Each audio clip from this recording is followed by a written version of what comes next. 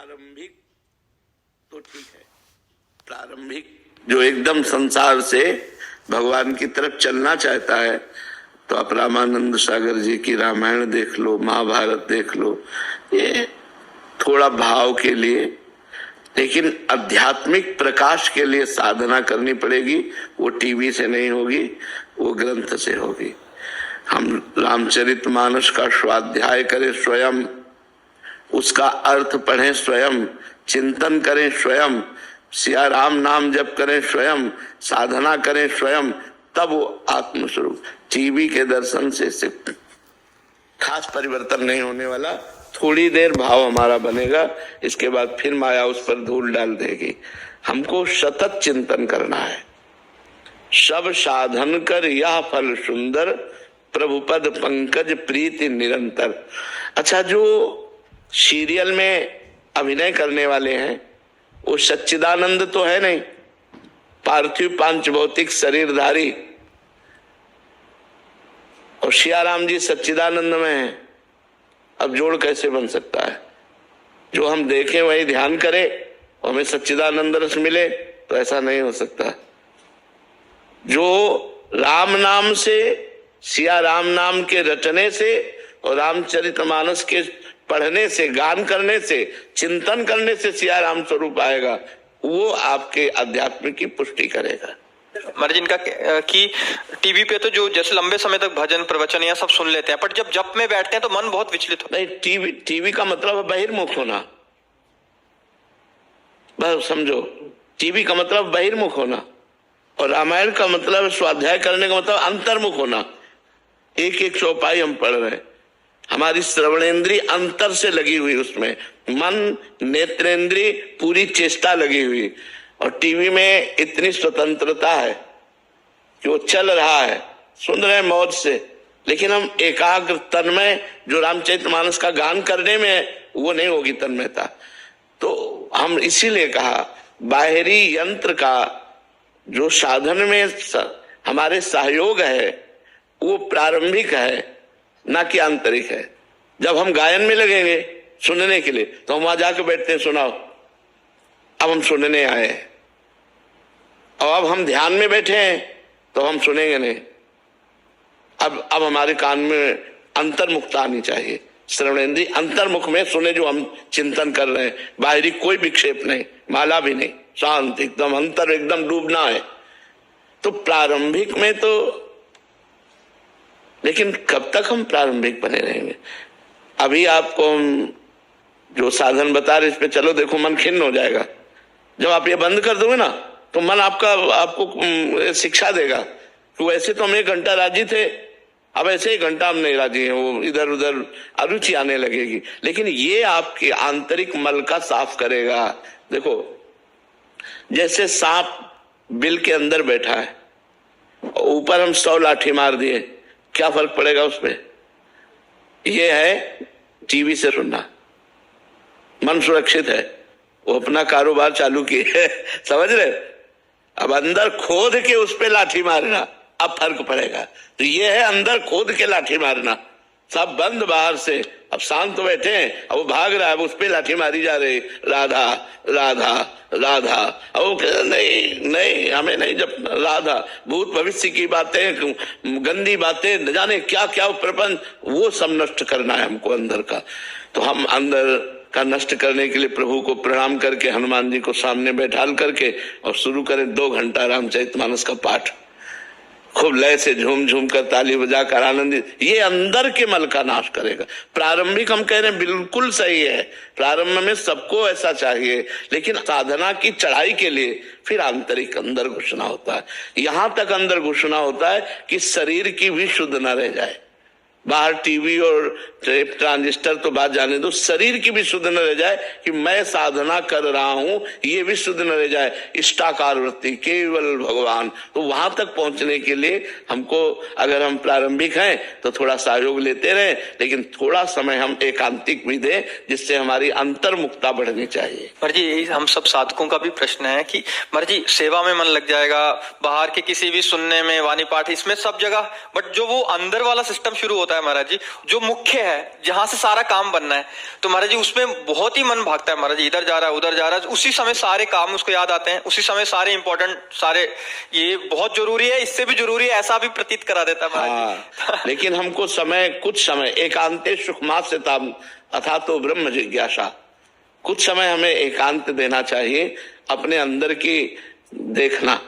देखो, जब तक आपका स्वप्न पवित्र नहीं होगा, स्वभाव नहीं बदलेगा, आपका सहज चिंतन भगवदाकार नहीं होगा, तब तक बात नहीं बनी। हमारी स्थूल साधना का प्रभाव सूक्ष्म शरीर पर जब पड़ेगा तो स्वप्न सात्विक आने लगेंगे, अच्छे आने लगेंगे कि हम आज गंगा स्नान करने गए, आज वृंदावन गए, आज हम एकांतिक में बैठे थे, आज हमारे पास अमुक संत आए, अमुक मंदिर, ये मतलब भागवतिकता आने लगेगी और स्वभाव आपका परिवर्तन होने लगेगा। ये टीवी से नहीं होगा, ये उपासना से होगा। उपासना करना है। अब जैसे बहुत से लोग माला ले लिए और टीवी चलाए, लाभ नहीं है, क्योंकि जो अंदर मार पड़नी चाहिए वो नहीं पड़ेगी। आप देख लो, टीवी में चल रहा है, माला भी चल रहा है, और जरा बंद करो टीवी और सुनो जो तुम माला में चला रहे हो। अब देखो मार पड़ती है कि नहीं पड़ती, अंदर अभी भी चिंता पैदा, जलन पैदा होने लगेगी, मन भागेगा, बस यही लड़ाई लड़नी है। और भगा भगा के जाएगा कहाँ वो, नाम में लगाते रहो और मन स्थिर हो गया, बस बात बन गई। वही भगवदाकार मन, सावई मना कृष्ण पदारविंदयो, मोक्ष का स्वरूप हो गया। विषयों में लगा हुआ मन बंधन का कारण है, भगवान में लगा हुआ मन मोक्ष का कारण है। जब हम किसी नाम मंत्र में कई घंटे अपनी वृत्ति लगाते हैं, तब वृत्तियां हमारी पवित्र होती हैं। नहीं तो हम क्रियाएं भागवतिक करते हैं, वृत्तियां अंदर गंदी बनी रहती बहुत लंबे काल तक। आप अंदर की बात देखना, बाहरी सुधार से कुछ नहीं होना, आंतरिक सुधार चाहिए। बाहरी का, आप मंदिर जाते हैं, आप टीवी में रामायण देखते हैं या रामायण सुनते हैं, संतों के प्रवचन सुनते हैं, सब बाहरी क्रियाएं हो रही। आप आरती पूजा भी करते हैं, आप सब करते हैं, लेकिन आप अंदर झांक के देख लीजिए, ये कोई कल्पना नहीं है, हम तुम सब बिल्कुल साक्षात बैठे हैं, अंदर झांक के देख लीजिए, गणित वही चल रही। मन की गणित नहीं बदली तो बदला क्या? सहज भजन में गाया गया है कि मन की तरंग मार ले बस हो गया भजन है। जो मन की तरंगे उठ रही उसको शांत कर लो, मन शांत हो गया, भजन हो गया, वो भगवान में स्थित हो गया, बात बन गई। अब कहने को तो 1 मिनट लगा, लेकिन पूरा जन्म लग जाता है भाई।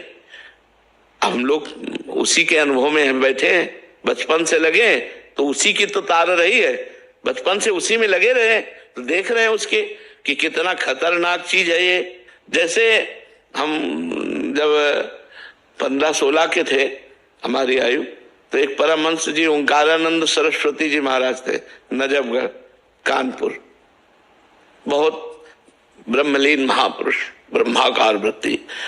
तो बहुत हंसे हमें देखकर साधु वेश में, पहले से घर जाया करते थे। तो उनका बच्चा बाबा जी बन गए, संत बन गए। कहा महाराज जी, खूब ठाका मार के हंसे, मतलब वो ब्रह्मानंद में रहते थे। बहुत अच्छा, बहुत अच्छा, पर बच्चा मन को संभालना बड़ा कठिन है। उन्होंने बताया था, वेश परिवर्तन कर लेना तो सरल है, मन को संभालना बड़ा कठिन है। जी माँ, बड़े बड़े महापुरुषों का संग हुआ तो उनके सामने बोला नहीं जाता, केवल चुपचाप सुना जाता है। जैसे पानी पिया, प्यास लगी हो ना, तो पौशाला में बातें नहीं की जाती, पानी पिया जाता है। तो ऐसे संत गुरुजन महापुरुषों के सामने चतुर वही है जो चुपचाप एकटक उनके चेहरे की तरफ देखते हुए उनकी बातों का पान कर रहा है। तो उनका है, जैसे बंदर सांप को पकड़ लेता है और उसके फण को वृक्ष में रगड़ता है, फिर देखता है, अगर सूं हुई तो फिर रगड़ता है, फिर देखा तनिक भी श्वास चल रही, तो जब तक श्वास चलती तब तक वो रगड़ता रहता है।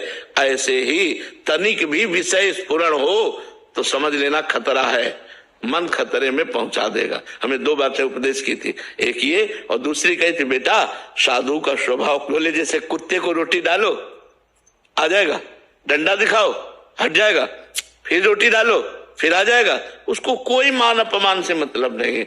ऐसी स्थिति साधु की होनी चाहिए। बुलाया और डांट दिया, फिर चल दिया, फिर बुलाया बाबा आ जा, और फिर जब फिर डबका दिया, ऐसे कई बार बुलाए तो हर बार बुलाने पे पहुंच जाए तो इसका मतलब इसने अभिमान को जीत लिया है।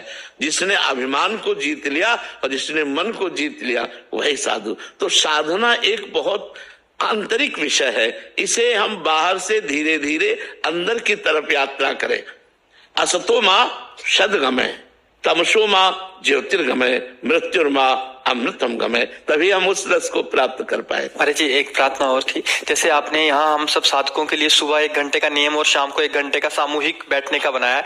बहुत शिष्य हैं जो आपकी बातों का अनुसरण करते हैं। जैसे आपने बोला कि 11 माला मंत्र की करनी है, इतना वाणी पाठ करना है, ये नाम जप करना है, तो सब कहीं ना कहीं करते हैं महाराज जी। अगर आप महाराज जी आधे घंटे का भी भले नियम दे देंगे कि आधा घंटा बैठिए और उस समय बैठ के कीजिए। महाराज जी हम चलते फिरते 11 माला कर देते हैं, सोफा पे बैठे हैं, टीवी चल रहा है, कर देते हैं क्योंकि आपकी आज्ञा का पालन। तो जो वास्तविकता में बात बननी है महाराज जी, अभी पता लग रहा है महाराज जी, हम भी सब बैठ रहे हैं तो हम पता लग रहा है कि बात तो यही बननी है, सारा तो खेल यहीं का है। तो महाराज जी अगर आप आधे घंटे का भी, आप 15 मिनट का, या जैसे आपको उचित लगे महाराज जी, एक नियम। नहीं, वैसे तो शास्त्रीय आज्ञा 2 घड़ी की है, 1 घड़ी 24 मिनट कहते हैं। अगर 2 घड़ी बैठ करके हम जप करें तो हमें बहुत लाभ मिलेगा। शास्त्रीय आज्ञा है कि कम से कम 24 घंटे में 2 घड़ी। अगर 2 घड़ी ना कर पावे तो 1 घड़ी 24 मिनट। अगर 1 घड़ी नहीं कर पा रहे हैं तो आधी घड़ी, कम से कम 12 मिनट तो दे दो। कम से कम 12 मिनट तो ऐसे दे दो कि शांत होकर के बैठे।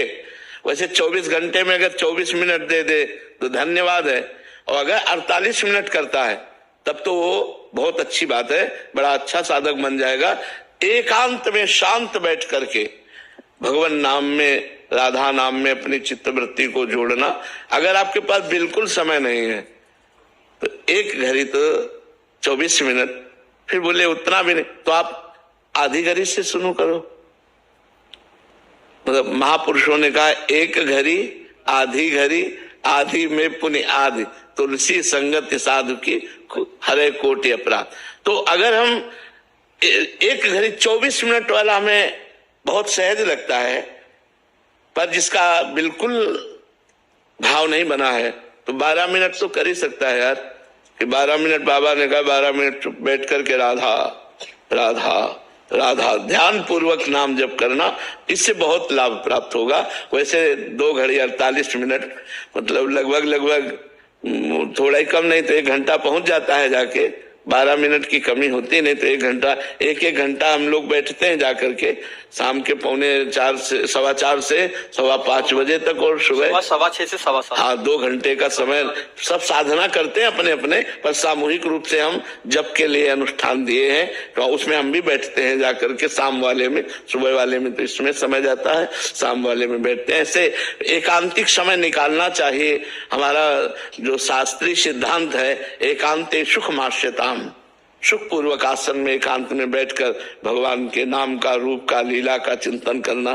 तो लीला चिंतन तो बहुत आगे की बात है, रूप चिंतन भी बहुत आगे की बात, अभी नाम चिंतन में लगना चाहिए।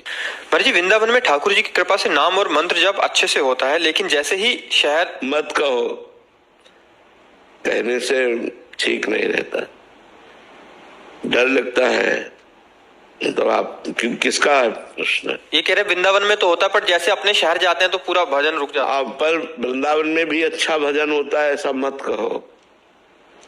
भजन को बहुत छुपा के रखो। हाँ, ये जैसा है कि जैसा वृंदावन में होता है वैसा बाहर नहीं होता है, ऐसा हम प्रश्न कर सकते हैं। लेकिन वृंदावन में अच्छा भजन होता है ऐसा हम ना कहें, उससे डर लगता है कि कहीं रुक न जाए, कहीं हम आए और विघ्न पड़ जाए। ये हमारे अनुभव की बात है कि जहां हमने सोचा अब अच्छा हो रहा है वही फिर विघ्न शुरू हो जाते हैं। तो इसलिए भगवान से प्रार्थना करो कि जैसा यहाँ भजन होता है वहां सा बाहर इसलिए नहीं हो पाता कि बाहर में वातावरण नहीं मिलता ना। यहाँ तो भागवतिक वातावरण है, कण कण सब प्रियाजू की चरण रज है, गोपियों के आंसुओं से भींगी हुई ये भूमि है, वृंदावन जैसा वृंदावन ही है। तो अब बाहर हमको दृश्य, वायु, वातावरण ये सब रजोगुणी मिलता है, रजोगुणी, तमोगुणी, राजसिक, तामसिक।